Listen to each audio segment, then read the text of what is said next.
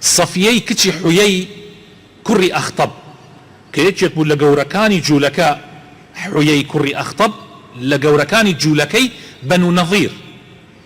كتشكي لباشا بو بخيزاني بيغمر خوا صلى الله عليه وسلم صفية دايكي إيمان داران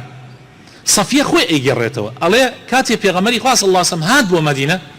باوكم كقوري بني نظير بو لقل ماما كأبو ياسر أو شيء يكبو لقوركاني بنو نظير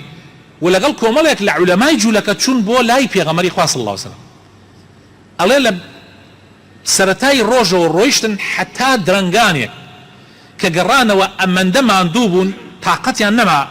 كمن شوما بيريانا وعادتي أنوابو زور كمن أشوما بيريانا وزور بخلكو أواني شاعتنا الدموا بلام طاقتي أنبو قصشم لقلابك جوهم ليبو مامن برسياري لباوكو ما كرت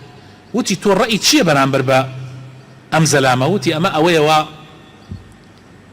لتوراة باسكرا وتي حر خويتي وتي بلا حموني شانا كاني تياهي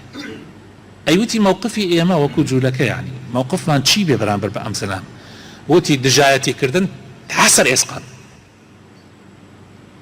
تا أو رجاء أمين من وأوشي كالقل ملايا دجايتيك حسادة يعني وان بو أميدي أوان هبوك أو بيغمري لأخوان به وأوان شوني بكون دجبا عرب ودجبا خلقي ترو أوانا